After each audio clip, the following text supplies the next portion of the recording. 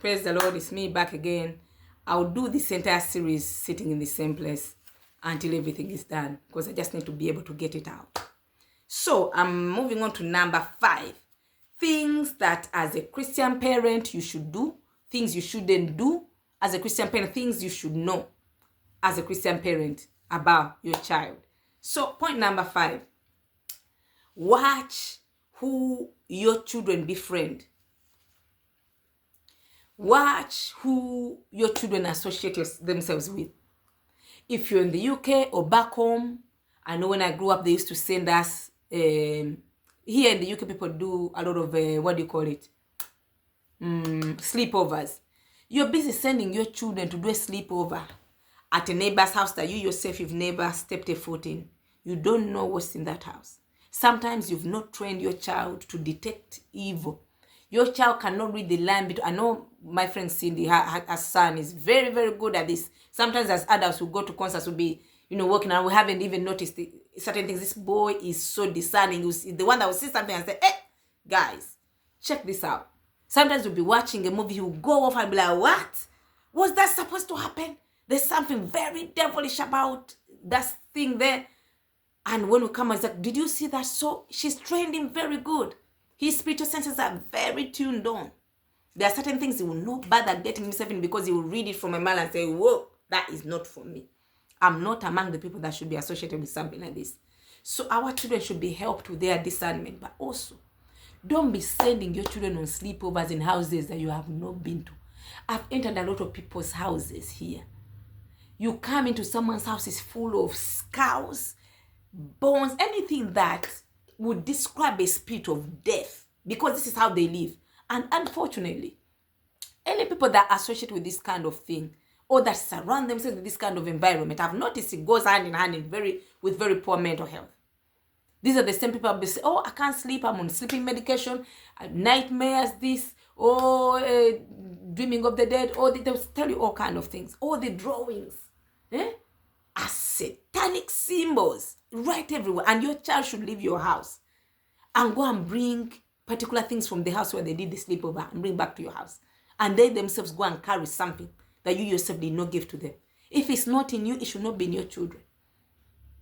If it's not in your house, it should not be something your children are going somewhere else to associate with. So sleepovers, as a Christian parent, rethink where your children are sleeping. If this is not someone that you know very well, you've been to their house, you know the God that they serve, you know how they live their lives, don't be sending your children there. Sometimes it's a relative. Back home, they used to send us away to relatives. If it's a relative of yours that you don't even know that they're born again, you don't know their lifestyle. Sometimes these are relatives that are close to us, but then they are very evil-minded. When I was growing up, obviously my mom, as the rich sibling, she was helping a lot of her siblings. One of her sisters, they were like that. Every cloth my mom takes off, gives to the sister. She built the house the sister was living in. She did everything. She would send her children to school and stuff like that. But what my mom didn't know is that this same sister that she loved so much tried to share what she has with her to try and give her a better life as well. She had jealousy for her. And as a child, I could see right through this. And I tried to warn my mom. And she just wouldn't listen. Leave these things alone. But before I could get to that age, at a younger age, this relative of mine would come and ask my mom, oh, let me take my daughter, let me stay with her for the holiday. Mama, like, yeah, go to your auntie. They send me to this woman. To this day, sometimes I remember back some of the things she used to do around me. She would go and cut off my hair. I'm sent to her village with her. She would cut off my hair. She would decide to cut off my hair, go and keep some, to go and do things to me. A lot of the battles that I fought as an adult was from this woman. My mom's sister, like this. My mom knew she was deep into the occult. Say any man that came into her life, she would be blowing those witchcraft pipes. She would do things to them. We'll go to her house. It will all be steamed out with, those,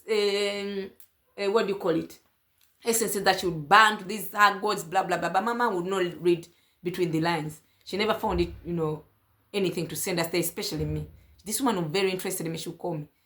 Oh, come and be with me. But I fought so many battles. It's God that delivered me from the witchcraft of that woman. Because after my mom died, she fought so much to try and kill me. Because she knew as an adult child, maybe I'll be the one that come and take away or the inheritance that my mom left that she claimed was in her name. She took everything off us. Meanwhile, they were like this with my mom. So be very careful where you send your child. Be very, as a parent, in fact, instead of arguing with your child, I don't want this friend here, why are you doing with this person, this and the other, go on your knees and pray all those friends away. Pray that they will fall out badly. The next minute they come like, oh, we don't talk anymore. Pray that they will get good friends that are influencing them to do the right things. And even when they are now adults, again, pray into the type of people that they are going to marry. I'll give you an example. My mother-in-law, my husband's mother. When I met with my husband and we had been speaking for a while, my husband told me that, oh, I'm going to tell my mom about you. I was like, okay. He went and told the mom about me. The mom refused to just take his account from him about me. He said, I've heard you. You said that she's a lovely girl. She's this, you love her, blah, blah. I've heard you. But I'm not going to give you my verdict as your mother about the person telling me you want to marry until I've spoken to her myself. My mother-in-law insisted. And was like, oh yeah, I'll arrange it. One day when we were not even planning for that meeting, my husband called me and said, oh, you'll never believe who's come to visit me. My mom is here. Because I mean, she saw maybe he was a bit slow trying to arrange this chat. She's like, God just abruptly brought her.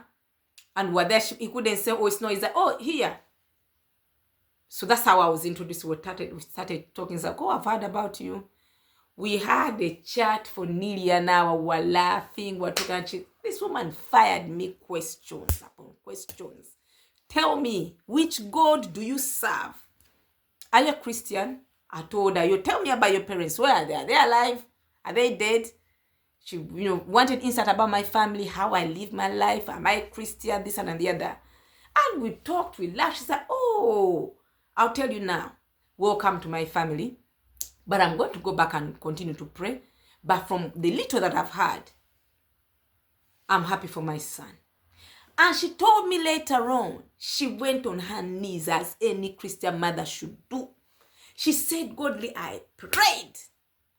I've been praying for my sons, the type of people they should marry. She said, God brought me a dream. You are walking past me in very high heels. And the Lord himself said to me, you see that girl that your son is about to marry? She is graced. She's got a lot of grace upon her life. That's what those high heels that she's wearing mean. She called me and said, look, I want to let you know you've got a lot of grace upon your life. And as a mother, I can say that what I prayed for my son, the type of person for them to end up with, the Lord has done it. It is you. So I receive you wholeheartedly as my daughter. When my son does something, as a matter of fact, don't be surprised that I will jump on your side and defend you as my own. I don't even want to call you daughter-in-law. You are my daughter. Today, I give birth to you. She encouraged me. But she's a very wise woman. If she sees things that are not right, she said, me, I prayed people out of my son's life. He doesn't know yet. He doesn't know it, but I prayed people out of his life. I see you come, you scattered your do's, your lifestyle. I don't understand it. You will leave my son. I'll never have a confrontation with you. I can be laughing or whatever. I will go in my closet and say, Lord, not this one. So you can scatter those friendships that are not godly. You can scatter without using your mouth. Your child may never even know that you never approved. Go and do it spiritually. Go into your prayer closet and do it there. So thank you very much. I'll see you in the next one. Goodness. Pray for me. I need to finish this marathon.